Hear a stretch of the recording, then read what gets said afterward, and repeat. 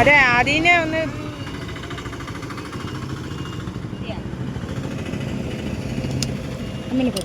മുന്നോട്ട് പോകാറ് നല്ലൊരു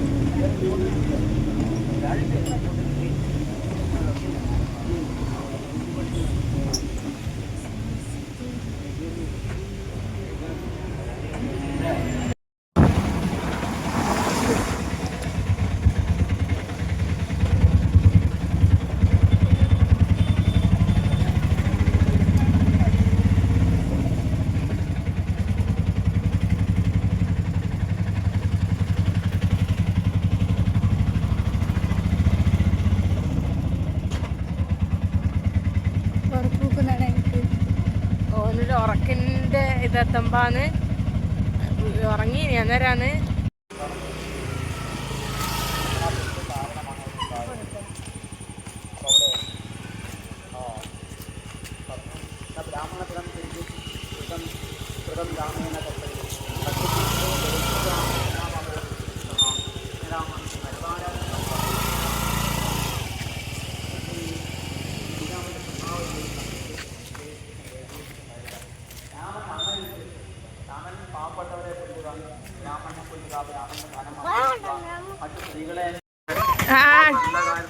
ഒരു മിനിറ്റേ അമ്മ ഈ വീഡിയോ ഒന്ന് എടുക്കട്ടെ.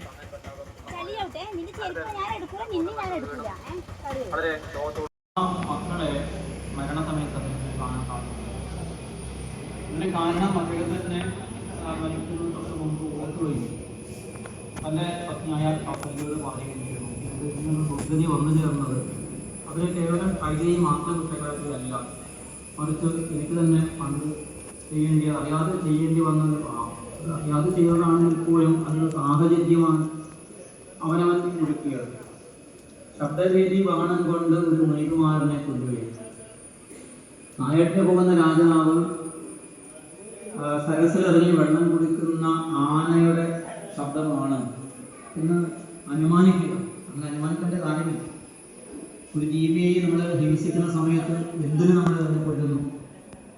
ആ മൃഗത്തെ കൊന്നിട്ട്, പക്ഷിയായാലും മൃഗത്തെ ആയാലും കൊന്നിട്ട് എനിക്ക് എന്താണ് അതുകൊണ്ട് സന്തോഷമുണ്ടാകും? ഒരു ജീവൻ എടുത്തിട്ട് എന്താണ് എനിക്ക് ഉണ്ടാകുന്ന സന്തോഷം തൃപ്തി എന്ന് ആലോചിക്കാൻ മനുഷ്യന് പലപ്പോഴും കിട്ടാത്തതുണ്ട്. വിനോദത്തിന് വേണ്ടിയും നമ്മളെ കൊല്ലുകയാണ്.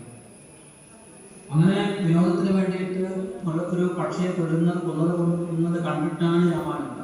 അപ്പോൾ രാമായണത്തിൻ്റെ ഒരു പ്രധാനപ്പെട്ട സന്ദേശം അഹിംസയാണ്, അല്ലെങ്കിൽ ഭഗവദ്രോഹം ചെയ്യരുത് എന്നുള്ള സന്ദേശമാണ് രാമായണം നൽകുന്നത്. അവരുടെ ദശരഥന്റെ ഈ ഭോഗാസക്തിയുടെ ഒരു കാരണം കൊണ്ടാണ് ഈ നായാട്ട് നടത്താൻ തോന്നിയത്. നായാട്ട് നടത്തുമ്പോൾ തന്നെ അദ്ദേഹത്തിന് ഈ ഒരു ആനയെ അമ്പ് ചെയ്ത് വീഴ്ത്തണം എന്നുള്ള ആഗ്രഹം ഉണ്ടായിട്ട് അദ്ദേഹം ഈ ശബ്ദദേവീമാണ് നേരിട്ട് കണ്ടിട്ടല്ല, ആനയാണ് അനുമാനിച്ചിട്ടാണ് ഗംഭീരുടെ മകന്റെ മേലെയായിരുന്നു. അവിടെ മറ്റൊരു വൃദ്ധനായ കണ്ണുകാണാത്ത അച്ഛനമ്മമാരെ സേവിക്കുന്ന അമ്മയുടെ മകനാണ്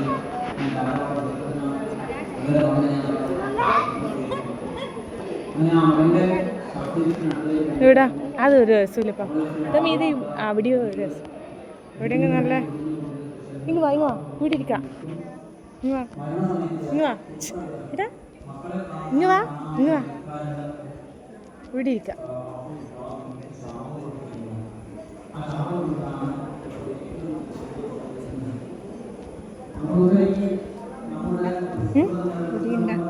വാ